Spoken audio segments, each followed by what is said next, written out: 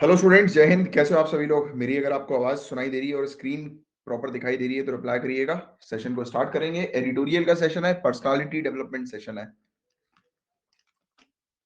और इस सेशन जिस भी स्टूडेंट को इस सेशन को ज्वाइन करना है तो उसकी डिटेल्स आपको मिल जाएगी 9713282838। नीचे डिस्क्रिप्शन पर आप चेक करिएगा, वो नंबर होगा। उस नंबर पर आप कांटेक्ट करके इस लाइव सेशन को जो है वो ज्वाइन करने से रिलेटेड डिटेल्स मांग सकते हैं।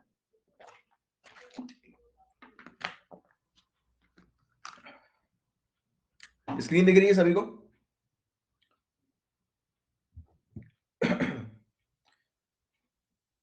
कुछ कुछ ऐसे भजन वगैरह होते हैं, भजन कीर्तन, उनकी लाइन इतनी बेहतरीन होती है कि सुनकर मजा आ जाता है। एक भजन था, मतलब एक लाइन थी, एक्चुअली भजन नहीं। एक ने स्टेटस डाला था, मेरे पहचान के, मतलब मेरे कजिन ही है, तो उसने स्टेटस जो है वो डाला था। बहुत बेहतरीन लाइन थी, मजा आ गया था यार। कभी कभी ऐसा अच्छा लगता है कि कुछ जैसे रिलीजन पॉइंट ऑफ व्यू से कुछ चीजें, क्योंकि वो इंस्पायरिंग होती है यार, बहुत बेहतरीन होती है।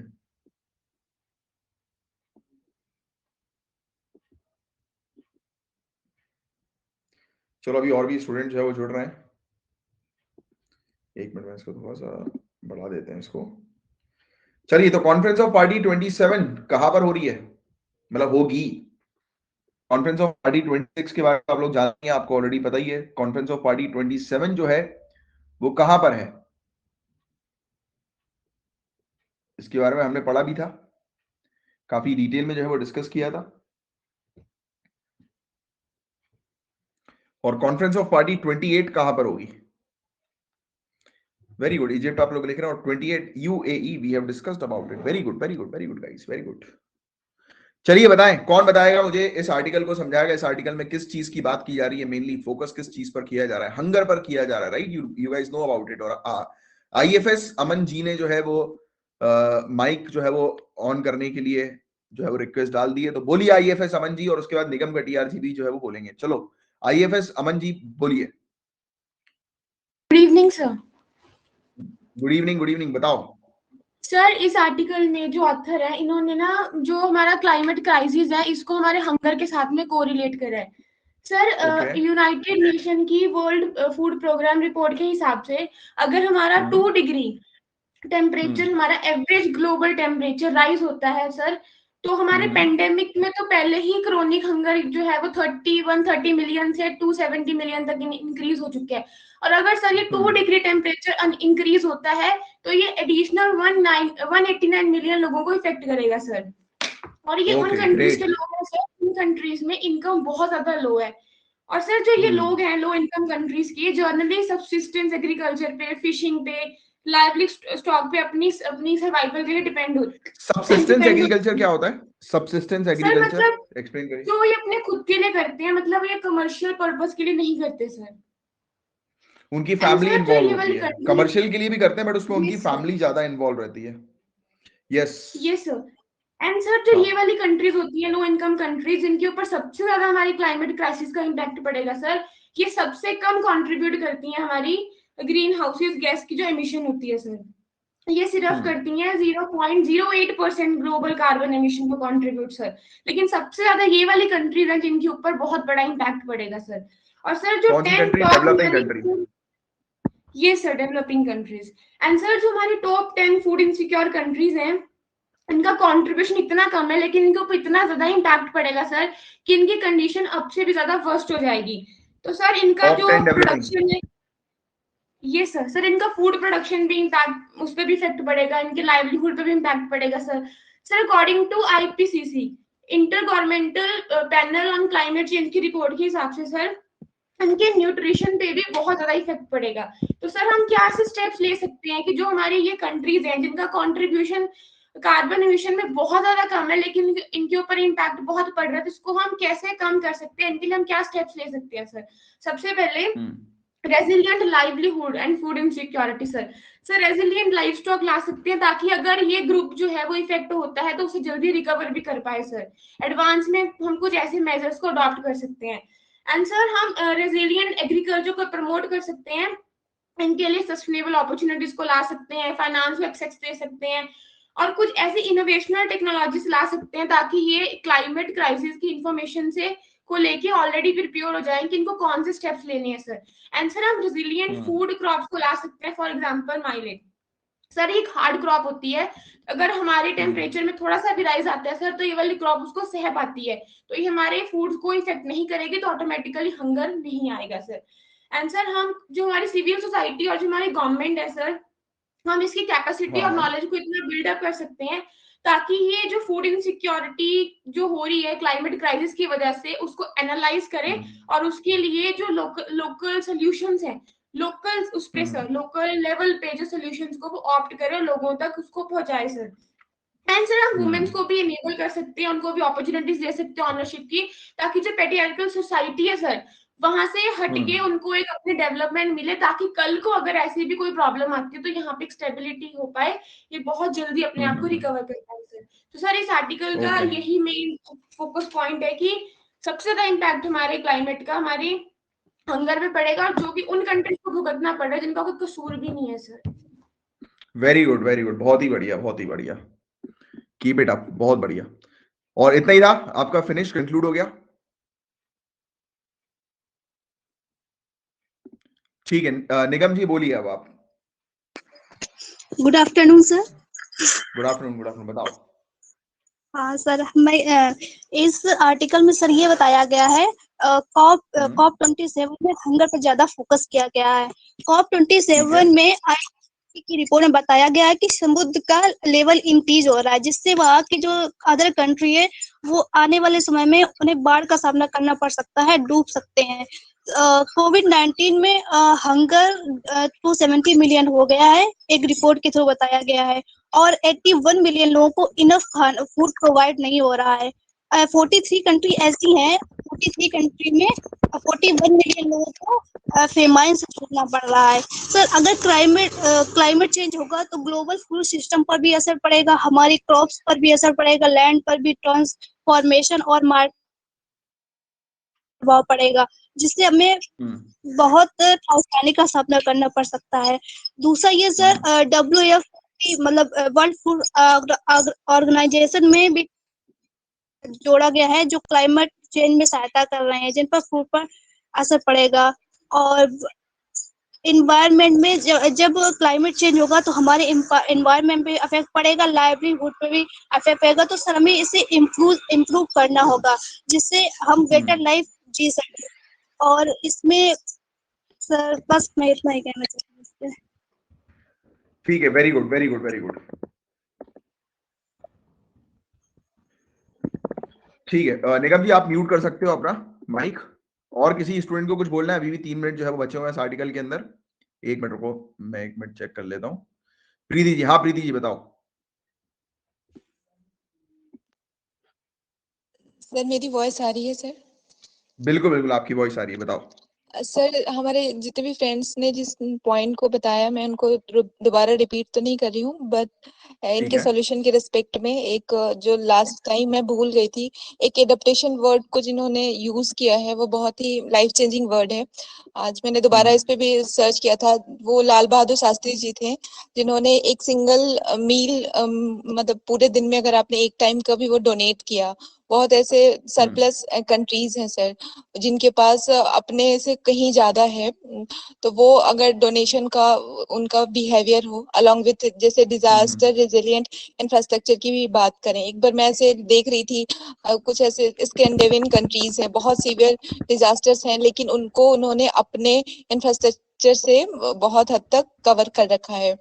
इसके साथ सर हमारे जो नेशनल एडेप्टेशन प्लांट है उनको हम इम्प्लीमेंट करें, और एक बहुत अच्छी सी थॉट होती है थिंक ग्लोबली एक्ट लोकली। हम ग्लोबल लेवल पे ऑल्दो सोचते हैं, बहुत बड़ी बड़ी बातें करते हैं, लेकिन अगर हम उसको लोकली इम्प्लीमेंट करें तो ये बहुत ही ज्यादा बेनिफिट होगा।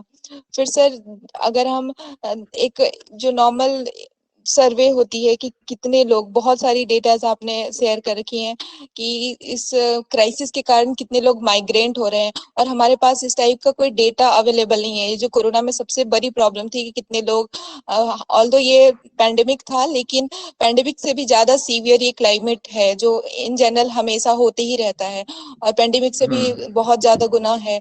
तो अगर हम इस तरह के कुछ डेटा को मेंटेन करें, एक बहुत अच्छी अप्रोच होती है कि आप प्रॉब्लम को आने से पहले ही सॉर्ट आउट कर लें। प्रॉब्लम आए फिर आपने एक्शन लिया, ऑल्दो क्लाइमेट के कारण तो प्रॉब्लम आ रखी है, लेकिन फिर भी जो भी जगह सेफ है उनको हम पहले से थोड़ा सा, जैसे डेटा एनालिसिस पे ज्यादा फोकस करके मैं कहूँ कि हमारे को ये पता होना चाहिए ये ऑल्दो कि कौन सा सीवियर स्टेट है। जैसे अभी हमारे इंडिया में भी है एक, उन्होंने एग्जांपल इसी आर्टिकल में दे रखा है, जो सर मेरे को एग्जैक्ट वर्ड तो ध्यान नहीं आ रहा है, लेकिन एग्जांपल मैं जैसे बांग्लादेश का कह रही हूँ, अपना भी कुछ पोर्शन है जैसे बॉम्बे वगैरह है, तो वो बहुत सीवियरिटी में जा सकते हैं क्लाइमेट चेंज के कारण। तो हमें स्पेस का भी प्लेस का पता होना चाहिए, पीपल का पता होना चाहिए, और इस तरह के एडेप्टेशन प्लान को बहुत लोकली अगर हमने इम्प्लीमेंट किया तो ये एक तरह का मेरी तरफ से बस वे फॉरवर्ड था। Thank you so much sir. बहुत बढ़िया, बहुत बढ़िया। मतलब ये चीज मुझे बहुत बढ़िया लगी आपकी कि डोनेशन जो है वो सिर्फ फाइनेंस लेवल पर नहीं होना चाहिए, बल्कि इस लेवल पर भी, मतलब जैसे कि फूड, जो फूड सरप्लस कंट्रीज जो है वो डोनेट करें, इस लेवल पर भी, मतलब फूड वगैरह भी जो है वो डोनेट करें, राइट। और बाकी एक और चीज बहुत अच्छी लगी मुझे कि क्लाइमेट चेंज जो है उसको, जैसे आप जैसे पैंडेमिक को फिर भी जो है वो आप कंट्रोल कर सकते हो इंडिविजुअल लेवल पर, बट क्लाइमेट चेंज को आप कंट्रोल करोगे जैसे कि सभी ग्लोबल लेवल पर, यानी कि सभी को इकट्ठा होकर उसको कंट्रोल करना पड़ेगा। जैसे कि पैंडेमिक के केस में अगर देखें तो आप अपनी कंट्री को जो है वो प्रोटेक्ट कर सकते हो, राइट, अपने एफर्ट्स के थ्रू, राइट। जैसे लॉकडाउन आपने लगा दिया, अपने एफर्ट्स के थ्रू आप अपनी कंट्री को प्रोटेक्ट कर ले रहे हो, बट आप जो है वो उसको प्रोटेक्ट नहीं कर पाओगे। क्लाइमेट चेंज को इंडिविजुअली आप प्रोटेक्ट नहीं कर पाओगे, उसमें कलेक्टिव रिस्पॉन्सिबिलिटी, आप कह सकते हो कि कलेक्टिव कंट्रीब्यूशन की जरूरत पड़ेगी इसको प्रोटेक्ट करने की। वेरी गुड, वेरी गुड, बहुत अच्छे पॉइंट्स आपने मेंशन किए हैं। मैं उम्मीद करता हूं कि सभी स्टूडेंट्स है वो नोट डाउन करते जा रहे हैं। चलिए महक जी आप बताएं। वैसे अपना टाइम जो है वो इस आर्टिकल पे खत्म हो गया, बट फिर भी 2 मिनट्स का टाइम अपन महक जी के लिए रखते हैं। बताओ महक जी, बताओ। I think Mahak ji available नहीं है शायद। चलो एनीवे, आ गए, आ गए, आ गए, आ गए। बताओ, बताओ।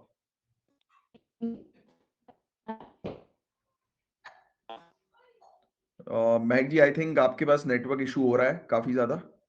महक जी चले गए, चलो कोई ना, ठीक है गाइस, मेरे ख्याल से सफिशिएंट है इतना जो हमने डिस्कस किया इस आर्टिकल पे, मोर देन सफिशिएंट है, राइट। वैसे ही आपको क्लाइमेट चेंज से रिलेटेड पूरी चीज जो है वो ऑलरेडी पता ही थी, राइट। अब हमने इस पर और भी जो है वो डिटेल में चर्चा कर ली। अब इस आर्टिकल में, वैसे तो इस आर्टिकल में उतना कुछ खास नहीं है, बट फिर भी अगर कोई स्टूडेंट इस पर 3 मिनट से ज्यादा समय नहीं लगाएंगे, कोई स्टूडेंट कुछ इस पर बोलना चाहेंगे तो डेफिनेटली आप बोलिए। 1 मिनट रुकिएगा, कुछ स्टूडेंट जो है वो आए हैं। आई थिंक महक जी बोलिए आप, अगर आपका नेटवर्क ठीक हो गया है तो।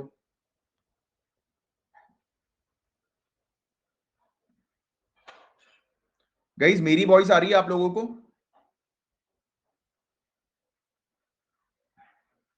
हाँ तो अमन जी ठीक है, आप बोलिए। शायद मेरे ख्याल से महक जी का जो है वो नेटवर्क का इशू हो गया है। अमन जी आप बोलिए। Yes sir. सर इस आर्टिकल में जो ऑथर है उन्होंने बताया, सर इसके टाइटल से, मतलब इसकी हेडलाइन से हमें ये पता चलता है कि सर जो स्टेट की यूनिवर्सिटीज हैं उनको सेंट्रल की यूनिवर्सिटीज के हिसाब से रैंक दी जा रही है सर, उनके इंस्टीट्यूशंस को, जो कि ऐसा हो रहा है कि एप्पल को आप ऑरेंज से कंपेयर कर रहे हो। सर इसके पीछे रीजन ये है सर, जो नेशनल इंस्टीट्यूशनल रैंकिंग फ्रेमवर्क है वो कॉमन स्केल पे स्टेट और सेंटर की इंस्टीट्यूशंस को जो है वो रैंकिंग दे रहे हैं। सर अगर देखा जाए तो जो स्टेट के पास स्टूडेंट्स हैं वो सेंटर के कंपैरिजन में बहुत ज्यादा है। अगर हम देखें तो स्टेट में पीएचडी करने वाले लोग बहुत ज्यादा है as compare to the centre. And sir जो सेंटर के इंस्टीट्यूशंस होते हैं उनमें फंडिंग बहुत ज्यादा होती है सेंटर के, उससे स्टूडेंट्स कम होते हैं, टेक्नोलॉजी की एडवांसमेंट बहुत ज्यादा होती है। एंड सर अगर हम देखें तो सेंटर में पढ़ते हैं, लाइक आईआईटी में जो पढ़ते हैं वो क्या करते हैं, वो यहाँ से पढ़ के कॉन्ट्रीब्यूट जाके फॉरेन कंट्रीज में करते हैं। फॉर एग्जाम्पल हमारे अभी ट्विटर के जो सर ये सीईओ बने हैं, I am not able to remember the name sir, तो सर वो पढ़ के यहाँ गए हैं बट कंट्रीब्यूट किसी और उसमें कर रहे हैं इकोनॉमी में जाके। तो सर अगर हमने कभी स्टेट और सेंटर की इंस्टीट्यूशंस को रैंकिंग देनी है तो instead of giving on the common scale we have to identify some another scales. For example cost benefit analysis sir, अगर हम देखें तो जो हमारे स्टेट के स्टूडेंट्स सर उनका कंट्रीब्यूशन हमारी इकोनॉमी में ज्यादा है। फॉर एग्जांपल वो हमारे रूरल एरिया में कंट्रीब्यूट करते हैं, लोगों को जाके देखते हैं, उनके लिए वर्क करते हैं, तो सर उनके इसी हिसाब से तो हमारी स्टेट की रैंकिंग ज्यादा होनी चाहिए। और अगर सर हम कुछ पैरामीटर्स देखें, फॉर एग्जांपल टीचिंग, तो सर हमारे स्टेट के पास फंडिंग ऑलरेडी बहुत कम है, स्टाफ की जरूरत बहुत ज्यादा है, टीचर्स को देने के लिए सैलरी नहीं होती, तो हम कैसे कह सकते हैं कि हमारा जो स्टेट है वो इम्प्रूव करेगा, उसकी रैंकिंग को हम कैसे कंपेयर कर सकते हैं सेंटर के साथ में सर। और सर रिसोर्सेज की बहुत रिक्वायरमेंट होती है हमारे स्टेट में, एंड सर उसके बाद मनी की सप्लाई, इनके पास फंडिंग कम होती है जिसकी वजह से ये लैक कर जाते हैं उस रैंक तक पहुंचने में जो सेंटर के पास है सर। एंड सर जो हमारी स्टेट इंस्टीट्यूशंस है ये स्ट्रगल कर रही है नई टेक्नोलॉजी को अपनाने में, because they don't have a required funding and sir they don't have the system, उनके पास कोई स्टाफ नहीं है। स्टाफ सबके पीछे एक ही चीज है, इस पूरे आर्टिकल में सिर्फ एक ही कंक्लूजन है, that if we want to compare the state and center we have to focus on the funding sir। अगर फंडिंग ही नहीं हमारे पास प्रॉपर रहेगी और हमारे उसका स्केल देखें तो स्टेट में वैसे भी उसका जो रेशियो ज्यादा है स्टूडेंट्स का, तो सर हम एक कॉमन स्केल पे नहीं कर सकते। अगर हम कॉमन स्केल पे इनको मेजर्स करेंगे तो रिजल्ट हमेशा यही आएगा कि हमारी स्टेट की जो कैटेगरी है उसकी रैंकिंग नीचे आएगी, वो सेंटर के ऊपर आएगी। सो अगर हमने एक्चुअली में कंपेयर करना है, अगर हम ऐसा ना करें कि एप्पल और ऑरेंज का खेल करें, इंस्टेड ऑफ डूइंग दिस हमें कुछ और मेजरमेंट स्केल्स बनाने होंगे जिनके ऊपर हम ranking they sir, because state का जो हमारा मतलब कंट्रीब्यूशन है वो इकोनॉमी में ज्यादा है सर। क्या अपन ये बोल सकते हैं कि रैंकिंग देने की बजाय जो उनके प्रॉब्लम्स है उसको हाईलाइट किया जाए इंडिविजुअल स्टेट्स के, right, based on the same parameters की, जो सेम पैरामीटर्स इन्होंने पैरामीटर्स यूज किया है, तो उसी सेम पैरामीटर पे अपन ये चीज कर सकते हैं कि इंडिविजुअल स्टेट्स को जो है वो, या फिर इंडिविजुअल स्टेट्स के अंदर ही जो इंस्टीट्यूशंस है उनको स्टेट वाइज रैंकिंग दे दी जाए, मतलब स्टेट के अंदर ही, मतलब कि एक स्टेट के अंदर कितने इंस्टीट्यूशन है उनके बीच में कंपटीशन कर दिया जाए, तो उससे क्या रहेगा कि उससे और हमें देखने को मिलेगा कि बेनिफिट मिल सकेगा। तो ये चीज हो सकती है क्या? Yes sir, it will be more better sir, because उसी में फिर ये होगा ना कि वो स्टेट वाइज ही रहेगा, सेंटर बीच में नहीं इंटरफेयर करेगा, बिकॉज दोनों का फंडिंग पैटर्न बहुत डिफरेंट है। सही है, सही है, चलो वेरी गुड। चलो गाइस, इसके अलावा अपन ये वाले इस वाले आर्टिकल पे आते हैं। ये वाला जो आर्टिकल हमें देखने को मिल रहा है कॉरिडोर्स ऑफ डेथ, और बाकी स्टूडेंट्स भी तो पार्टिसिपेट करो। देखो ये जो सेशन है इसमें सबको पार्टिसिपेट करना है, राइट, तो इस पे अपन 3 मिनट का टाइम लेते हैं क्योंकि इस पर ऑलरेडी हमने बहुत आर्टिकल्स जो है वो डिस्कस कर चुके हैं। और प्रीति जब मैं बोलूंगा तब आप माइक जो है ना वो ऑन करिएगा। हाँ, अब आईएएस मीरा यादव जी आप बोलिए, सबसे पहले आपका जो है वो माइक की रिक्वेस्ट आई है। नमस्ते सर। नमस्ते, नमस्ते, बताइए आप। सर जैसा कि इस आर्टिकल ने बताया है कि हमारे कंट्री में जो एलिफेंट की जो संख्या है वो धीरे धीरे कम हो रही है। उनकी बेसिकली प्रॉब्लम बताया है कि उनकी इलीगल पोचिंग हो रही है और उनके मैन एंड एनिमल के कॉन्फ्लिक्ट हो रहे हैं, और जो कि जैसा कि ट्रेन के इंसिडेंट भी ज्यादा ही हो रहे हैं असम में, और जो बेसिकली जो कि उड़ीसा में जो इलीगल उनकी पोचिंग की जा रही है, और इलेक्ट्रिक फेंस से भी उनकी डेथ मतलब ज्यादा हो रही है। सो उनको मतलब इसमें बहुत कुछ सॉल्यूशंस बताया है, जैसे कि हमें इलेक्ट्रिक वायर से जहाँ हम लोगों को पहले वो उस एरिया को आइडेंटिफाई करना चाहिए जहाँ की उनकी डेथ ज्यादा हो रही है एलिफेंट की, और उनको वहाँ पे उसको मॉनिटर करना चाहिए। मतलब जैसे कि जहाँ पे इलेक्ट्रिक वायर से जहाँ के लोगों की मौत हो रही है एलिफेंट्स की, वहाँ पे सोलार पैनल्स लगाने चाहिए। और यहाँ पे मेन पॉइंट है कि जो जहाँ पे मैन एंड एनिमल का जो कॉन्फ्लिक्ट होता है, वहाँ के जो लोकल पीपल है जो कि वहाँ के एरिया में रहते हैं उनको अवेयर करवाना चाहिए। जैसे कि अगर उनको सामना हो गया एलिफेंट के साथ तो वो उस सिचुएशन में क्या करे, तो वो जो ऑफिशियल्स रहते हैं फॉरेस्ट ऑफिशियल उनको ट्रेन करना चाहिए। और एज वेल एज जैसे कि अगर सपोज एलिफेंट अगर वो ट्रेन के एरिया में आ गए तो वहां पे हम लोग उनको कैसे उनके लिए बेसिकली कैसे एक एरिया से दूसरे एरिया जाना पड़े, तो उनके लिए हमें कॉरिडोर ब्रिज बनाना चाहिए, जैसे कनेक्टिंग ब्रिज और अंडरग्राउंड ब्रिज, जहाँ की वो एक प्लेस से दूसरे प्लेस जा सके। और यहाँ पे जो इलीगल जो उनकी पोचिंग होती है, जैसे कि उनके बॉडी पार्ट्स खरीदे और बेचे जाते हैं, उनको वो लोगों को ट्रैक करना चाहिए और उनको उनके खिलाफ कड़ी से कड़ी कार्रवाई करनी चाहिए। सो ये मेरा पॉइंट है। चलो वेरी गुड वेरी गुड। देखो इसमें क्लाइमेट चेंज भी एक फैक्टर हो सकता है, ये भी अपन इस चीज को जो है वो मेंशन कर सकते हैं, क्योंकि उसके कारण भी जो एनिमल्स हैं उनके मूवमेंट होते जा रहे हैं। साथ ही साथ डिफॉरेस्टेशन के कारण इनका जो खाना है इनको नहीं मिल पा रहा है, तो दैट्स वाई भी ये मूव कर रहे हैं, राइट। और दूसरी चीज हमें देखने को मिल रही है कि जैसे कि आप ये कर सकते हो, जैसे कि बीज का साउंड वगैरह जो है, जैसे बीज हनी बी का जो साउंड होता है, तो उसको भी आप जो है वो एक सजेशन के तौर पर जो है वो रख सकते हो। और जब भी आप ये कॉरिडोर्स की बात करें ना, इसमें इको ब्रिज जरूर आप मेंशन करें, क्योंकि इको ब्रिज जो है वो लगातार आ रहा है, राइट। और इको ब्रिज आप समझते होंगे, इको ब्रिज का मतलब क्या है कि अलग से आर्टिफिशियल ब्रिज नहीं क्रिएट किया जा रहा है, उनके मूवमेंट को देखते ही, मतलब कि जहां पर उनका मूवमेंट हो रहा है तो उसी जगह पर, जैसे कि प्लांट्स है, जैसे कि मैंने आपको पहले जब ये टॉपिक पढ़ाया था तो उसमें एक एग्जांपल दिया था, जैसे कि हमें देखने को मिलता है कि कुछ कुछ पेड़ जो होते हैं जिसकी जो शाखाएं होती हैं वो कॉरिडोर के ऊपर से होकर गुजरती है, तो आप उन्हीं का इस्तेमाल करते हुए जो है वो बना ले, मतलब कि वो एक स्पेस जो है वो उनको दे दें कि जैसे कि बंदर वगैरह जो है वो उस पर उससे जो है वो क्रॉस होकर चले जाए। तो इस तरीके की चीजें, तो इस इको ब्रिज वगैरह जो है वो तैयार करने की आवश्यकता है। चलो वेरी गुड, बहुत बढ़िया मीरा यादव जी, आईएएस मीरा यादव जी, बहुत बढ़िया। अब प्रतिज्ञा जी बोलिए आप। वैसे तो हालांकि ये वाला टॉपिक जो है वो हो गया है फिनिश, मतलब टाइम फिनिश हो गया, बट फिर भी आपको बोलना है तो आप बोलिए। Good afternoon sir. Good afternoon, good afternoon. Sir इस टॉपिक में एलिफेंट की डेथ कैसे हो रही है इसके बारे में बताया गया है। जो पार्लियामेंट में एक रिपोर्ट लाई गई है कि एक डिकेट के अंदर कितने एलिफेंट को मारा गया है, मतलब उनकी डेथ कैसे हुई है।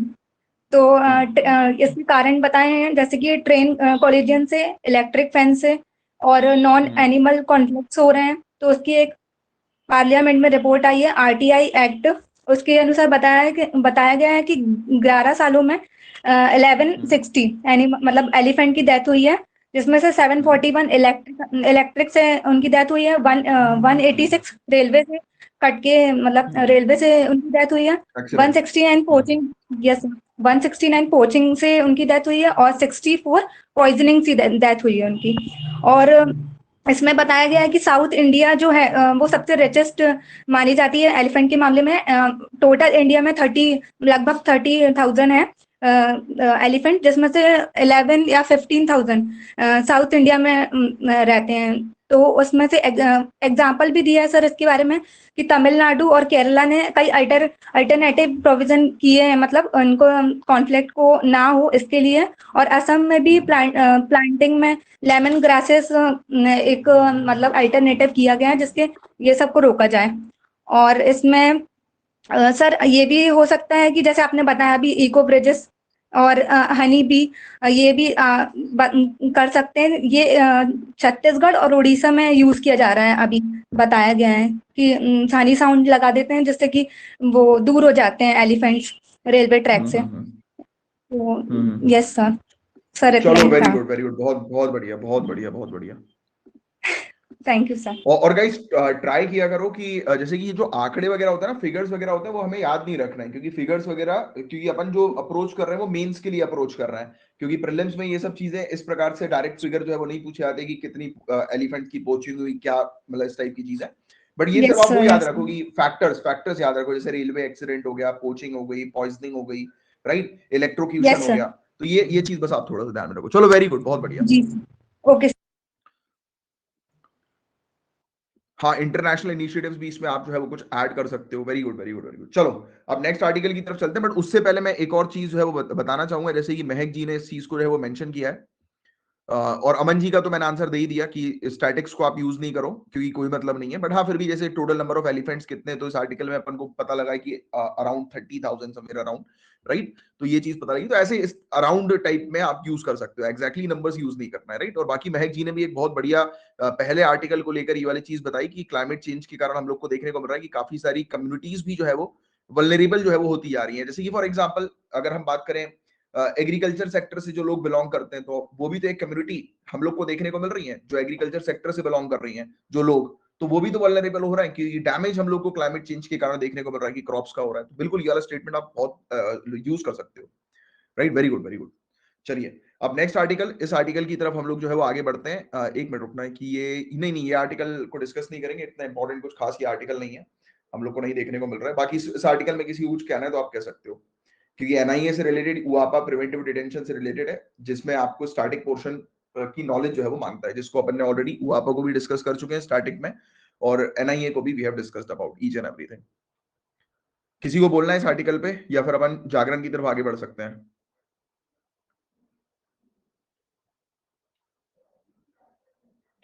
चलो, we are moving towards Jagran.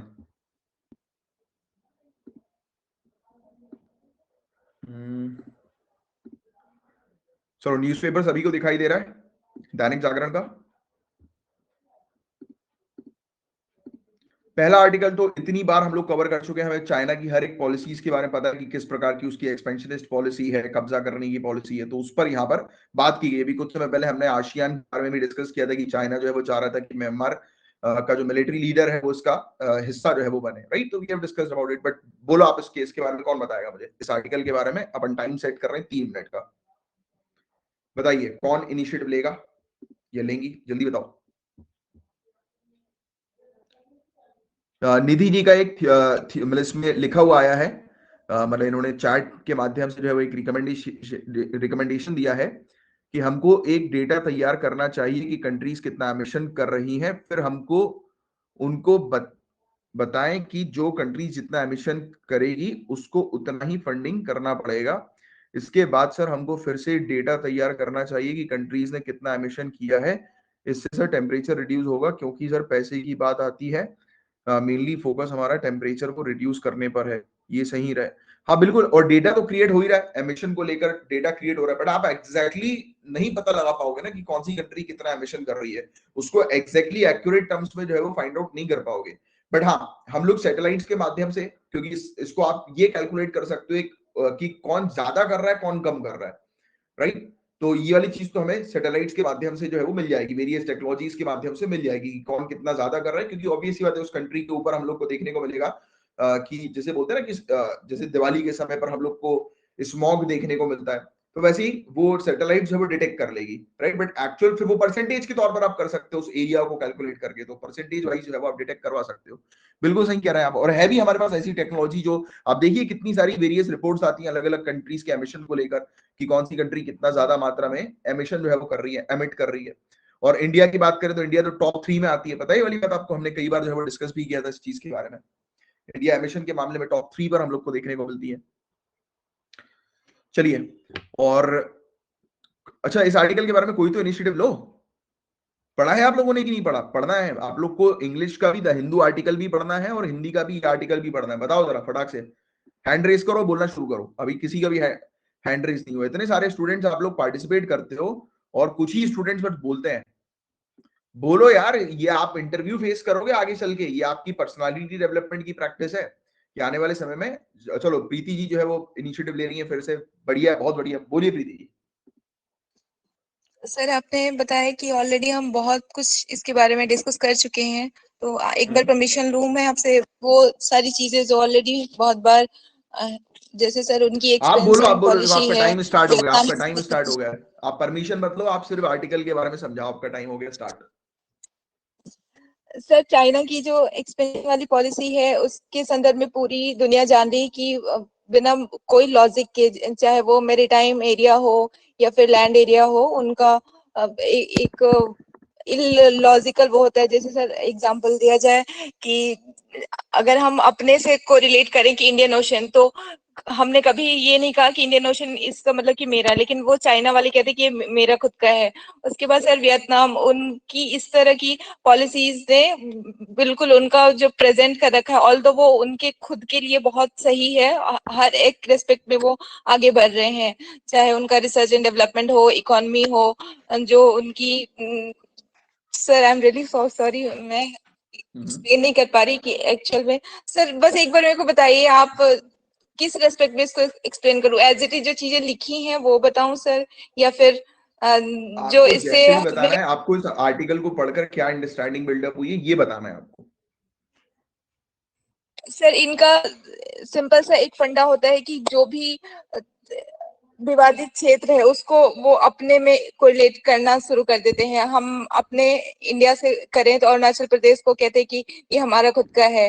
Taiwan वाला जो इशू है उसमें उनकी कोई logical, sir I am sorry sir, मैं बोल नहीं पा रही, सॉरी। कोई बात नहीं, कोई बात नहीं, कोई बात नहीं। आपका कहने का मतलब मैं समझ रहा हूँ कि चाइना एक प्रेशर क्रिएट करती है दूसरी कंट्रीज के ऊपर, उसको दबाव डालने की कोशिश करती है, दबाती है, उसके क्षेत्र को अपने कंट्रोल में करने की कोशिश करती है। जैसा कि अभी इसने बोला है कि ये जो है वो किसी प्रकार से साउथ चाइना सी में टेंशन क्रिएट नहीं करेगी, राइट, और किसी प्रकार से कंट्रीज को परेशान नहीं करेगी, उसके टेरिटरी को अपने कंट्रोल में नहीं करेगी, बट फिर भी ये करती जा रही है। कुछ समय पहले जब इसने ये भाषण दिया था उससे पहले इसने फिलीपींस के साथ जो है नौटंकी करी थी, है ना। यही चीज आप बताने की कोशिश कर रहे हो ना इस आर्टिकल में जो चीज मेंशन है। Yes sir. इतना सर घबराए मत इसका करिए, कोई देखो गलत मतलब भी बोलोगे चलेगा, बार बार चीज सॉरी नहीं बोलने है। की जरूरत नहीं है। यू आर अपकमिंग ब्यूरोक्रेट्स, आने वाले समय की ब्यूरोक्रेट्स हो आप सभी लोग, राइट। तो आपको घबराने की, किसी को भी घबराने की जरूरत नहीं है, ये प्रैक्टिस ही है आपकी। आप घबराओगे तभी तो आप सुधारोगे अपने आप को। ठीक है प्रीति जी, चलिए मैं नेक्स्ट की तरफ बढ़ जाऊं। यादव जी और मैं भी जो है बताना चाह रही है, तो मीरा यादव जी का पहले आया था। चलो मीरा यादव जी बोलो आप। सर जैसा कि प्रीति जी ने थोड़ा बहुत संदर्भ में इसके कुछ बोला है, मैं उसको फॉरवर्ड कर रही हूँ। सो कंटिन्यू कर रही हूँ उसके बारे में। जैसे कि अभी पता है कि चाइना की जो एक्सपांशनिस्ट पॉलिसी है वो क्या करती है, पहले सामने वाले कंट्री को डेट में डालती है, उनको लोन देती है, एंड देन उससे ही अगर वो पैसा रिपे नहीं कर पाए तो वो उस पर कब्जा करने की कोशिश करती है। तो जैसा कि अभी श्रीलंका के साथ उन्होंने किया है कि उन्होंने रिपे नहीं कर पाए तो उनका एक मिलिट्री बेस अपने कब्जे में कर लिया है। तो उसको टैकल करने के लिए बहुत सारे कंट्रीज ने ग्रुप बना लिया है, जैसा कि यूएसए अभी क्वाड कंट्रीज है जिसमें यूएसए, ऑस्ट्रेलिया है, जापान है, इंडिया है। तो वो बेसिकली उन्होंने मोटो नहीं बताते कि हमारा चाइना को टैकल करना है, बट उनका बेसिकली रहता है कि प्रोटेक्ट करने के लिए, जैसा कि इंडो पैसिफिक रीजन में वो बता रहे हैं कि उस एरिया को वो नहीं मीरा जी मैं यहाँ पर थोड़ा सा रोकना चाहूंगा आपको। देखिए क्वेश्चन जो है वो चाइना से रिलेटेड है, अपन क्वेश्चन को जो है वो चेंज करके उस तरफ ले जा रहे हैं, क्वाड की तरफ, काउंटरिंग पॉलिसी की तरफ। अपन को मेनली चाइना के बारे में यहाँ पर डिस्कस करना था। तो कभी भी इस प्रकार से जैसे आपको कभी क्वेश्चन पूछा है ना, जैसे कि अपना मेन फोकस है कि आपको डेवलप करवाना, कि आपको जो क्वेश्चन पूछा है आप उसी में रहे। जैसे चाहे मेंस की अगर हम लोग आंसर लिखें तो हमें क्वेश्चन का आंसर वही लिखना है जो क्वेश्चन में एग्जैक्टली पूछा जा रहा है, हमें उससे डिविएट नहीं होना। अभी आप यहाँ पर थोड़ा सा कॉर्ड वगैरह को लाकर डिविएट हो रहे हो, राइट। तो थोड़ा सा इस चीज पे ध्यान रखना अगली बार से, ठीक है। और मीरा जी मैं महक जी की तरफ जो है वो आगे बढ़ रहा हूँ अब, राइट। महक जी बोलिए अब। हाँ जी महक जी बताओ। Sir I am audible? Good evening. हाँ हाँ बिल्कुल बिल्कुल। सॉरी सर, पहले भी कर रही थी बट हो नहीं पाया मेरा। बट अब मैं इस वाले टॉपिक के लिए सर, बेसिकली चाइना के बारे में बात हो रही है कि चाइना किस तरीके से अपनी एक्सपेंशनिस्ट पॉलिसी को आगे बढ़ाता है। और आपने सर कितनी बार हम लोग को ये चीज बताई है कि चाइना छोटी छोटी कंट्रीज को धीरे धीरे करके धमकाता है। जैसे ऑस्ट्रेलिया के पास अपने सबमरीन को लेके जाता है ताकि वो थोड़ा सा डरे, थोड़ा सा जैसे ताइवान के पास लेके जाता है, जो भी स्मॉल आइलैंड कंट्रीज हैं, टेरिटरीज हैं, उनको डराता है ताकि वो उनके कब्जे में आ जाए। जैसे साउथ चाइना सी का मुद्दा प्रीति जी ने बोला कि हमारा इंडियन ओशियन इंडिया के नाम पे रखा है, वैसे ही साउथ चाइना सी चाइना के नाम पे रखा है। तो वो ये कहता है वो चाइना सी हमारी है, ऐसा कुछ भी नहीं है। बल्कि अगर ऐसा होता तो इंडियन ओशियन भी इंडिया के नाम पे होता, इंडिया के हक में होता। So it is not logically right, जो कि वो इलॉजिकली बात करता है। और अपना अगर हम इंडिया के पर्सपेक्टिव से बात करें सर, तो जैसे हमारा इसका ही चीन का एरिया हो गया और नॉर्थ ईस्टर्न वाला पार्ट हो गया, वो ये बोलता है कि वो चाइना का है वो part, which is not right. वो हमारा पार्ट है, हमने वो चीज ले रखी है। लेकिन स्काई चीन से लेते हुए पाकिस्तान की तरफ होते हुए BRI का कंस्ट्रक्शन कर रहा है, वो एक्शन कर रहा है, which is harmful for India. India is not taking any step, discussing. हम लोग कोई ऐसा स्टेप नहीं ले रहे हैं, ऐसा मेजर स्टेप नहीं ले रहे हैं कि उस चीज को काउंटर कर सके. ऑल्दो इंडिया क्वाड का पार्ट है, बहुत सारी अलग अलग इनिशिएटिव का पार्ट है, but India is not doing as such कि हम उसे एग्जैक्टली डील कर सकें. बिकॉज कहीं ना कहीं ये चीज बहुत क्लियर है कि चाइना उभर रहा है और अपनी इकोनॉमी में भी उभर रहा है, जो इंडिया से बहुत ऊपर है. इवन इंडिया को USA का सपोर्ट है, स्टिल इंडिया से बहुत ऊपर है चाइना. तो we can counter them easily, but still we can, what we can we are doing.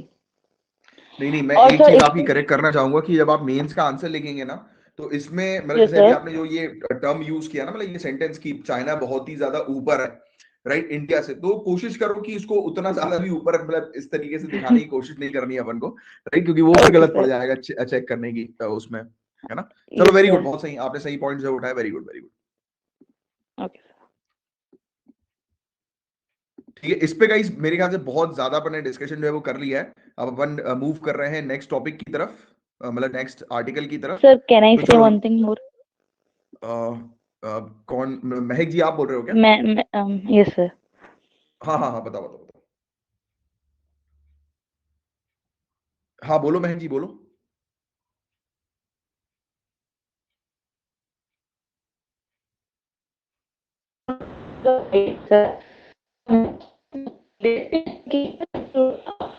Voice का इशू आ रहा है महक जी, आपके पास नेटवर्क का इशू आ गया है. अमित जी आप क्या लिख रहे हैं कि सर हेडिंग देखकर ही बोलना है जो मेरे को समझ में समझे है ना सर. नहीं अमित जी, बिल्कुल हेडिंग देखकर नहीं बोलना है. वैसे तो आपको आर्टिकल पढ़ के आना रहता है पूरा का पूरा, और आर्टिकल में क्या चीज लिखी हुई है तो इसके बारे में आपको इस आर्टिकल को समझाना है, मतलब बेसिकली कि इसमें क्या लिखा हुआ है. तो इससे क्या फायदा होगा, एक तो आपकी अंडरस्टैंडिंग जो है वो बहुत अच्छी, जो कि ऑलरेडी मैं आपके करंट अफेयर्स में बिल्डअप कर ही देता हूं, बट यहां पर आप एक बार रीड करेंगे और उसके बाद फिर बोलेंगे तो आप इंटरव्यू के लिए भी प्रिपेयर होंगे, राइट. तो ये चीज है. प्रीति जी आप कुछ कहना चाहते हो क्या? प्रीति जी का रेज हैंड है, मतलब हैंड रेज है. सर एक सिंपल सी इंफॉर्मेशन थी अभी, हमारी एक फ्रेंड ने बताया था जो भी चाइना की एक्चुअलिटी है वो है सर, और आपने इसी रेस्पेक्ट में बताया कि नहीं करना है.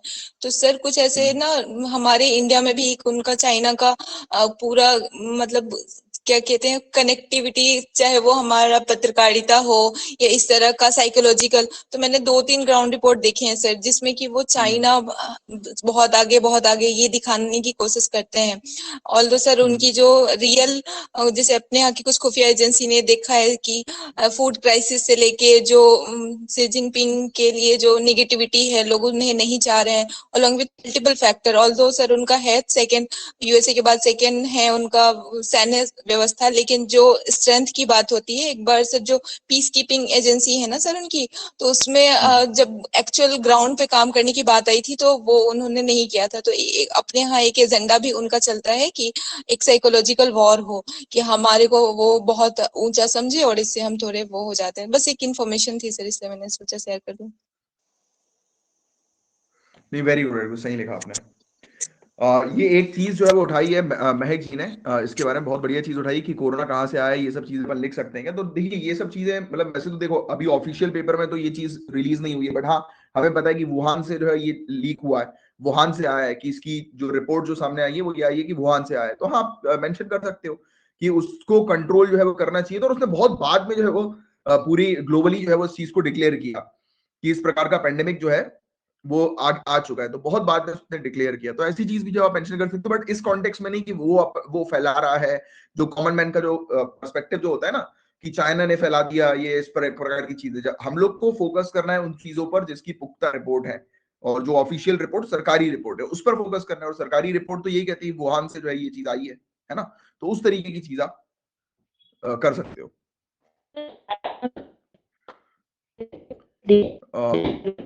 गाइस माइक किसका ऑन है? एक्चुअली आप हाथ रेज करके माइक ऑन करोगे ना तो मेरे लिए आसानी होगी पता करने में, क्योंकि अभी तो वॉइस ब्रेक हो रही है किसी स्टूडेंट की.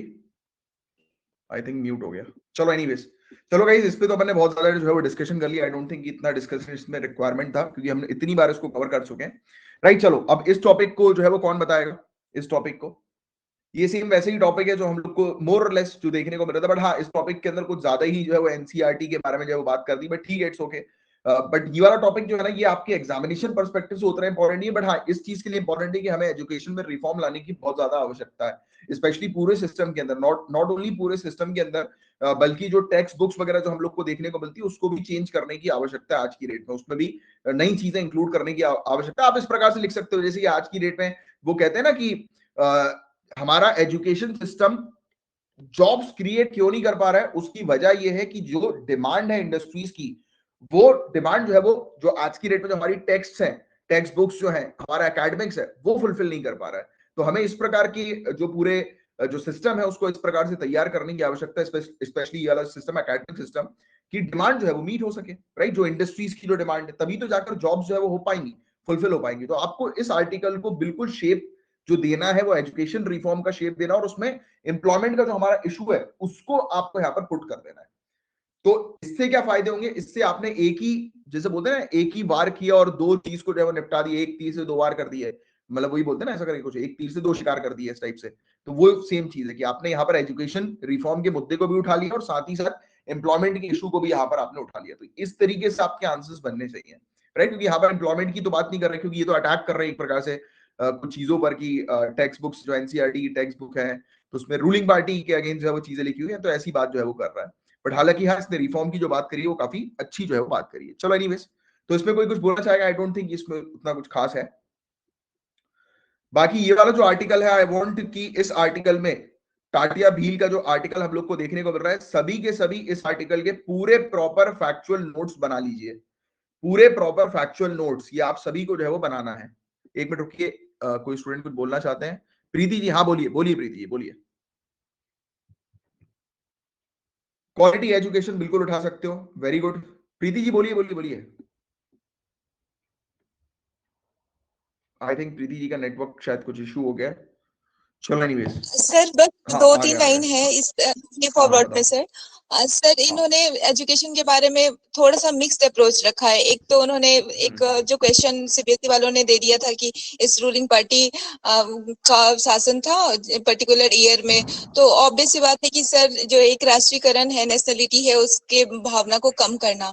लेकिन सर एक चीज अगर हम एक निष्पक्ष भाव से देखें कि जो एक्चुअल में हम पढ़ाई कर रहे हैं वो शायद सर सही नहीं है। अगर सही होता तो फिर जो हमारे वेरियस इंडेक्सेस हैं, like sir human development index या हैप्पीनेस इंडेक्स या हेल्थ की स्थिति या हंगर या कोई सा भी फैक्टर हम देखिए, बहुत अच्छी अच्छी रिपोर्ट्स भी हमारी आ रही है। जैसे क्लाइमेट में हमने टॉप 10 में आ गए जो सुधार में। लेकिन सर जो ग्राउंड चीजें हैं जो हमें चाहिए ही चाहिए, किसी भी हाल में हम फूड के बिना नहीं रह सकते, एम्प्लॉयमेंट के बिना नहीं रह सकते, तो अगर हमारा एजुकेशन के द्वारा वो मिल पाती तब बहुत मतलब बढ़िया सी चीज थी। सर मैं एक कहीं डिस्कोर्स में सुनी थी, वो यूएसए के बारे में बता रहे थे, ओशो की ही बात थी कि अगर यहाँ कबीरदास जी आ जाएं या कोई मीरा जी आ जाएं, समथिंग कोई भी, तो उन्हें एम्प्लॉयमेंट नहीं मिलेगा। लेकिन उन्हीं की थीसिस को पढ़ के कोई प्रोफेसर पीएचडी कर लेते हैं और उनको एम्प्लॉयमेंट मिल जाता है। तो वो अमेरिका वाले क्या करते हैं कि आपके टैलेंट को देखते हैं कि आप में क्या है, भले ही आप इलिटरेट हैं लेकिन आपको किसी मशीन की हैंडलिंग आती है। ऐसे ऐसे बड़े बड़े सर्जन है सर जिन्होंने कभी एमबीबीएस एमडीएमएस नहीं किया, लेकिन देखते देखते इतनी स्किल हो गई और आज वो बहुत बड़े पोस्ट को सुशोभित कर रहे हैं और कोई उनसे उनकी क्वालिफिकेशन नहीं पूछते हैं। और हमारे यहाँ सबसे पहले फर्स्ट मतलब जब से मैंने होश संभाला है, सब कहते हैं कि पीजी करो पीजी करो। और सर जो मैंने पीजी किया है उस पीजी की बहुत ज्यादा वैल्यू नहीं है। वो जो हमारे टीचर डायरेक्ट कहते थे, बेटा जो पढ़ा रहा हूँ 99% बिना काम की चीजें हैं।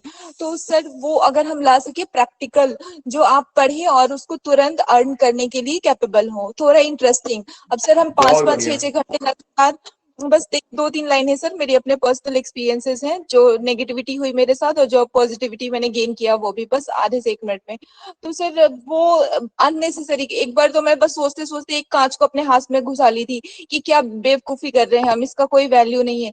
लेकिन कुछ सर जैसे मैं एमफार्म की बात करूं तो 2-3 सब्जेक्ट उन्होंने ऐसे इनोवेटिव डाले थे। जब आप सर 10-15 आर्टिकल आपने सारे जो जीन चेंज पे या म्यूटेशन पे या कुछ भी ऐसा जो ऑनगोइंग रिसर्च चल रहे हैं वो उन्होंने डाला था, और उनकी वो जो यूनिवर्सिटी थी वो यूनिवर्सिटी ऑफ एमिनेंस, मतलब अपना खुद का डिजाइन करते थे।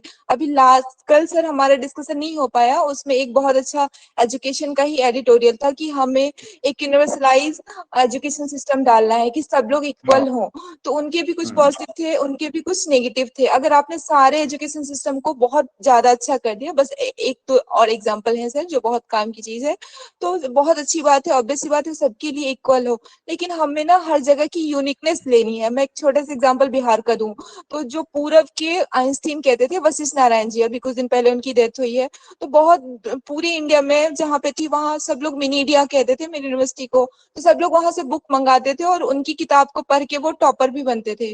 तो सर आपको फाइंड आउट करना है कि कहाँ से कौन सा आपको अच्छा मिले, प्रैक्टिकल हो और उससे आप अर्न कर सके। Thank you so much sir.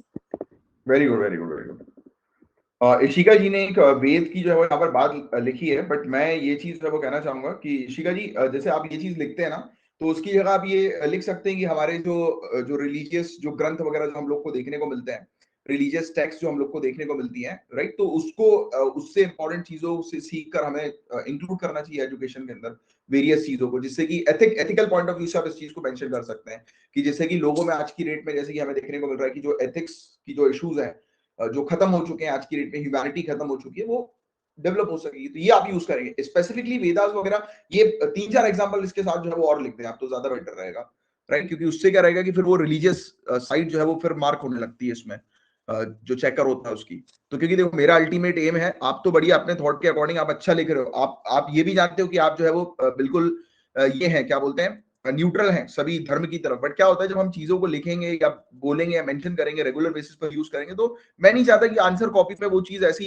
Impact create कर जाए जिससे कि आपके मार्क्स कम हो। तो इसलिए मैं आपको ये सजेस्ट करता हूँ इस तरीके की चीजें जिससे कि मार्क्स आपके कम नहीं होने चाहिए, अपन मौका ही नहीं दें किसी को आपके मार्क्स कम करने का। हाँ मीरा जी बताइए। सर मेरा आवाज आ रहा है आपको? हाँ हाँ आ रही है। सर एक्चुअली मैं जस्ट 2 पॉइंट बोलना चाहती हूँ। मैंने जस्ट कल आर्टिकल में पढ़ा था ये दैनिक जागरण में, तो उन्होंने उसमें बताया था कि जैसे कि हर एक स्टेट का अपना अपना सिलेबस होता है, मतलब अलग डिफरेंट सिलेबस होता है। सो अगर जैसे हमारे जो एग्जाम होते हैं सेंट्रल लेवल पे, जैसे हमारा यूपीएससी एग्जाम हो गया, एनडीए का एग्जाम हो गया और आईआईटी जेई का, उनका सबका सिलेबस कॉमन रहता है। हर एक स्टेट जो वहाँ का जो स्टूडेंट्स होता है वो उनका सिलेबस सेम होता है, उनको एक ही एग्जाम देना पड़ता है। सो मेरा जो मेन पॉइंट था कि हमारा जो सिलेबस है वो सेंट्रलाइज होना चाहिए, मतलब लोग जैसे हमारी जो नए न्यू एजुकेशन पॉलिसी आई है उसमें बताया है कि हमें जो ग्राउंड लेवल में जो हमारा इनिशियल स्टेज होता है वहाँ पे हम मदर टंग यूज करना चाहिए, जिससे कि स्टूडेंट फेमिलियर हो सके, अपने ज्यादा समझ सके अपने लोकल लैंग्वेज में। अगर हम लोग वही सिलेबस को अगर कॉमन कर दे तो जो हम लोग को परेशानी होती है फाइनल लेवल पे जाके कि हमें ये भी पढ़ना है वो भी पढ़ना है और अलग अलग, और जैसे कि अपॉर्चुनिटीज बढ़ेगी, मतलब लोगों को इतना टाइम नहीं लगेगा उस एग्जाम को क्रैक करने को। जस्ट मेरा यही पॉइंट। बढ़िया बढ़िया बढ़िया, बहुत बढ़िया बोला आपने मीरा जी। बट एक चीज मैं इसमें ऐड ये करना चाहूंगा, क्योंकि देखो क्या होता है कि पूरी मतलब अगर एजुकेशन सिस्टम को स्टार्टिंग से बिल्कुल प्राइमरी से ही अगर आप नेशनलाइज कर दोगे, तो क्या होता है कि जो स्टेट के या रीजनल के जो लोकल जो इश्यूज होते हैं ना वो फिर हट जाते हैं, राइट। बट क्या होता है कि आप जैसे कि फॉर एग्जाम्पल सेंट्रलाइज आप कब करो, जैसे एक सजेशन मेरा एक खुद का ओपिनियन है कि कॉलेज लेवल पर, ग्रेजुएशन लेवल पर, यूनिवर्सिटी लेवल पर आप इसको सेंट्रलाइज कर दो, but up to 12th class यानी कि अप टू हायर एजुकेशन इसको आप अगर स्टेट लेवल तक ही सीमित रखो तो ज्यादा बेटर रहेगा। क्योंकि अल्टीमेटली हमारी अप्रोच ये होनी चाहिए ना, क्योंकि ज्यादातर लोग तो उसी स्टेट में रहकर ही जॉब करते हैं, तो एटलीस्ट उनको पता होना चाहिए कि अपनी स्टेट के अंदर क्या इश्यूज चल रहे हैं, नेशन का भी उनको एक हाईलाइट होना चाहिए। बट अगर आप पूरी तरह से उसको सेंट्रलाइज कर दोगे ना, तो लोकल इश्यूज जो है वो दब जाएंगे। या फिर आप सेंट्रलाइज रखो बट लोकल के लिए एक अलग कुछ सब्जेक्ट जो है रखो, या फिर अलग, क्योंकि देखो डिजाइन तो आप एक ही सभी के लिए एक जैसी किताबें डिजाइन नहीं कर सकते हो, राइट, क्योंकि लोकल एरियाज के लोकल इश्यूज होते हैं, राइट, तो उसको भी बच्चों तक पहुंचाना बहुत ज्यादा जरूरी है, उसकी अंडरस्टैंडिंग बच्चों तक क्रिएट करना बहुत ज्यादा जरूरी है, राइट। तो ये चीज है, ठीक है। चलो very good Meera ji, very good. और गाइस देखो एक चीज मैं आपसे ये कहूंगा कि ये वाला जो आर्टिकल है टाटिया भील का, तो इस आर्टिकल को जो है वो आप बिल्कुल अच्छे से, इस पे पूरे फैक्ट्स लिखे हुए हैं, इसके जितने भी फैक्ट्स हैं आप उतार लें, क्योंकि हमने आपको पता है कि आपके एग्जाम में जो ट्राइबल मूवमेंट जो है वो भी एक टॉपिक है, तो ये वाला जो है वो आप जरूर लिखिएगा, टाटिया भील पर्सनालिटी से रिलेटेड ये पूरा टॉपिक, इनके फैक्ट जो है ना वो पूरे के पूरे उतार लें, ये आपका भी टास्क है। हाँ, जिससे उनकी एम्प्लॉयमेंट के चांसेस, नहीं बिल्कुल देखो एम्प्लॉयमेंट के चांसेस बढ़ते हैं, बट आप मुझे एक चीज ये बताओ कि एम्प्लॉयमेंट के चांसेस की जो आप बात करो, हमारी कंट्री के अंदर ज्यादातर लोग गरीब हैं या अमीर हैं, पहले तो ये बताओ, ज्यादातर लोग स्टेट बोर्ड में पढ़ रहे हैं या फिर सीबीएसई में, या फिर आपने जैसे हाईलाइट किया आईसीएसई, तो इसमें पढ़ रहे हैं, बताओ। ऑब्वियस बात है स्टेट बोर्ड में, तो you guys are upcoming bureaucrats, तो आपको ऑब्वियस बात है कि इनके बारे में पहले सोचना जरूरी है, राइट, कि ओवरऑल पॉपुलेशन में जो है वो कौन बेनिफिट, मतलब किसको बेनिफिट जो है वो ज्यादा प्रोवाइड कराना है, जैसे उसको, क्योंकि देखो सीबीएसई आईसीएसई की अगर हम लोग बात करें तो ये इनको एक प्लेटफॉर्म मिल जा रहा है, बट किनको नहीं मिल पा रहा है, तो उनको आपके लिए काम करने की आवश्यकता है ना, तो ये चीज है, तो इनके पास तो ऑलरेडी प्लेटफॉर्म है, बट इनके पास नहीं है, तो उनको अपॉर्चुनिटीज मिले, राइट। और अगर रही बात एजुकेशन सिस्टम की ओवरऑल, तो इसको आई डोंट थिंक कि इसको पूरी तरह से, जैसे कि कल के दैनिक जागरण में इस चीज के बारे में मेंशन था कि पूरी तरह से सेंट्रलाइज या नेशनलाइज करना चाहिए हर एक किताब को, तो वो डिफिकल्ट हो जाएगा, ये मेरा पर्सनल ओपिनियन है। ठीक है, चलो फिर बाकी ये वाले 2 आर्टिकल जो है वो किसी काम के नहीं है, जो ऊपर छोटे जो आर्टिकल्स हम लोग को देखने को मिले उसमें मैंने क्रॉस भी जो है मार दिया है, राइट। चलिए फिर अपन साइन ऑफ करते हैं फिर, और अच्छा एक चीज मैं ये आप लोग से पूछना चाहता हूं, अपन ये डिस्कशन ऐसा करेंगे कि रात में 9 बजे रख लें इस पर्टिकुलर डिस्कशन को, रात में 9 बजे रखेंगे तो कैसा रहेगा? आई थिंक कि इसमें क्या रहता है कि आप पूरे दिन की जो पढ़ाई करते हो उसके बाद रात में इस प्रकार से डिस्कस करके रिलैक्स हो जाओगे, 9 से 9:30 या 9 से 10 भी अगर अपन रख लें तो उसमें रिलैक्स होकर मस्त आराम से जो है वो सो जाओ, तो ऐसा कर ले तो क्या कैसा रहेगा बताओ? क्योंकि आई थिंक कि ये जो डिस्कशन होता है वो एक काफी अच्छा भी होता है, बट क्या रहता है कि इसमें अपन रिलैक्स ही रहते हैं, बट इस टाइम को जैसे कि 4:30 बजे 3:30 से 4:30 का टाइम जो है वो आप एनसीईआरटी रीडिंग को लगा सकते हो या जीएस पे लगा सकते हो। हाँ हाँ निगम जी, टेस्ट भी है, हाँ बिल्कुल सही कहा आपने, अभी तो 10 दिन का अपन ने टेस्ट का जो है वो प्लान किया हुआ है, 10 दिन का टेस्ट का प्लान किया हुआ है, ये बात भी सही कह रहे हो आप। इसका टाइम जो है वो देखना पड़ेगा। चलो देखो रुको, अभी आज का तो टेस्ट दो आप, फिर अपन करते हैं, क्योंकि आई थिंक कि इस पे अपन को, मुझे ऐसा लगता है कि वो करना चाहिए, क्योंकि देखो टेस्ट का जो सिनेरियो है ना वो तो 10 ही दिन का है, 10 डेज का है, अभी 10 डेज के लिए हम लोग जो है वो अभी रख रहे हैं। बाकी टेस्ट, या अपन एक काम ये कर सकता हूं, मैं टेस्ट को जो है वो पहले फॉरवर्ड कर सकता हूँ, 8 बजे टेस्ट को फॉरवर्ड कर देता हूँ, 8 बजे कर दूंगा, और रात में मेरे ख्याल से ये 9 बजे का टाइम बहुत सही रहेगा, कि आराम से रिलैक्स होके आपने आर्टिकल पढ़ लिया, उसका एनसीईआरटी की रीडिंग कर ली, सब कुछ कर लिया और हो गया आपका। अमन जी अभी एक फ्री टेस्ट जो है वो रात में 9 बजे जो होने वाला है, आज सुबह टॉपिक्स दिए थे और उसके बारे में बताया भी था मैंने वैसे लेक्चर्स में।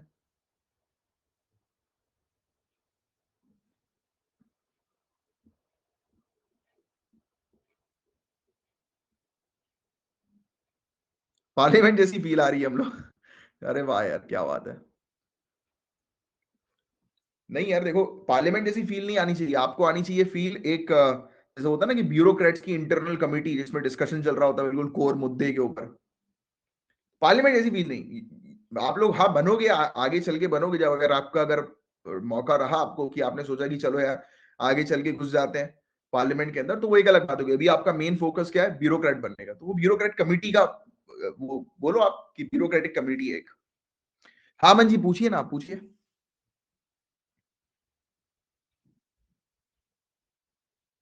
9 या 9:30 पे अपन रखते हैं। डिप्लोमेट्स का मतलब एम्बेसी के अंदर, देखो उनका काम एक्चुअली ये होता है कि इंडिया को रिप्रेजेंट करना है, इंडिया के जितने भी इंटरेस्ट वगैरह जो होते हैं तो उसको वहां से वो सॉल्व करती हैं। और इवन जैसे कि आप जैसे दूसरी कंट्रीज के अंदर आप आईएफएस की तैयारी कर रहे हो, दूसरी कंट्रीज के अंदर जैसे इंडियंस रहते हैं तो उनके लिए वो सब काम करती है। उसका मत सोचो यार, अभी आपका जो सामने जो काम है ना वो ये है कि अभी आपको पढ़ाई करनी है, वो सब चीजें आपको ट्रेनिंग के दौरान सिखाई जाएगी, राइट। बट बाकी उनके काम जो होते हैं वो इसी टाइप के होते हैं, जैसे कि इंडियंस है वहां पर, अलग अलग कंट्री में इंडियंस रहते हैं, उनको कोई प्रॉब्लम हुई, राइट, तो उसको वो रिजॉल्व करते हैं, वो अप्रोच करते हैं और इंडिया के इंटरेस्ट को फुलफिल कर अचीव करने का काम करते हैं, राइट। और उस फॉरेन कंट्री के साथ इंडिया के संबंध जो है वो बना के रखते हैं। तो ये सब काम होते हैं उनके, और बहुत एक दो नहीं होते यार, बहुत सारे काम होते हैं। ठीक है चलो, अब अपन साइन ऑफ करते हैं, अब अपन मिलेंगे कल, तब तक के लिए bye bye, take care, have a great day ahead, जय हिंद।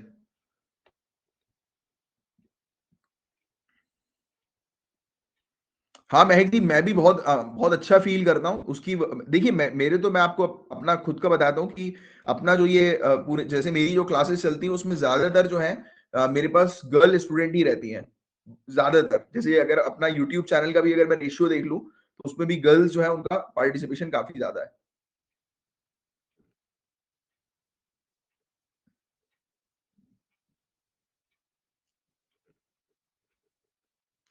ठीक है चलो गाइस, फिर अपन साइन ऑफ करते हैं, कल मिलेंगे, तब तक के लिए bye bye, take care, have a great day ahead, जय हिंद।